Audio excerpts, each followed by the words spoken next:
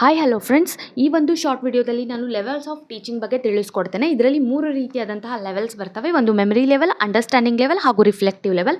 Memory level ಬಂದು ಇದನ್ನು thoughtless level of teaching ಅಂತ ಕರೀತಾರೆ. Introduced by Herbert.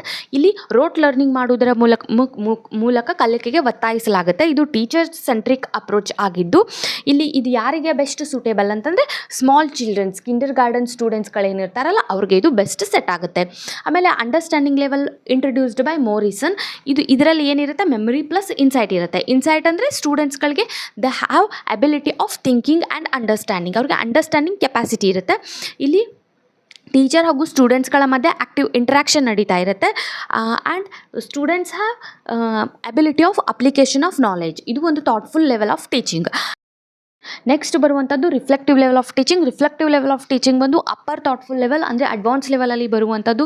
For example, ನಾವು ಪೋಸ್ಟ್ ಗ್ರ್ಯಾಜುಯೇಷನ್ಗೆ ಹೋದಾಗ ಅಲ್ಲಿ ಒಂದು ಸ್ಟೂಡೆಂಟ್ಸ್ಗಳಿಗೆ ಕ್ರಿಟಿಕಲ್ ಥಿಂಕಿಂಗ್ ನಾಲೆಜ್ ಇರುತ್ತೆ, ಪ್ರಾಬ್ಲಮ್ ಸಾಲ್ವಿಂಗ್ ಕೆಪಾಸಿಟಿ ಇರುತ್ತೆ. ಅವರು ಕಾನ್ಸೆಪ್ಟನ್ನು ಡೀಪಾಗಿ ಅಂಡರ್ಸ್ಟ್ಯಾಂಡಿಂಗ್ ಆ್ಯಂಡ್ ಅನಲೈಸ್ ಮಾಡಿಕೊಂಡು ಅದನ್ನು ರಿಯಲ್ ಲೈಫಲ್ಲಿ ಅಪ್ಲಿಕೇಶನ್ ಮಾಡ್ಕೊಳ್ತಾರೆ.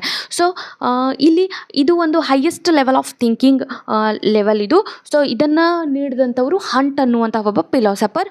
ಸೊ ಇವೆಲ್ಲ ಬಂದು ಲೆವೆಲ್ಸ್ ಆಫ್ ಟೀಚಿಂಗ್. KSETಗೆ ನೀವೇನಾದರೂ ಪ್ರಿಪೇರ್ ಆಗ್ತಾ ಇದ್ದರೆ ಇದನ್ನು ಒಂದ್ಸಲ ನೋಡ್ಕೊಂಡೋಗಿ. Thank you.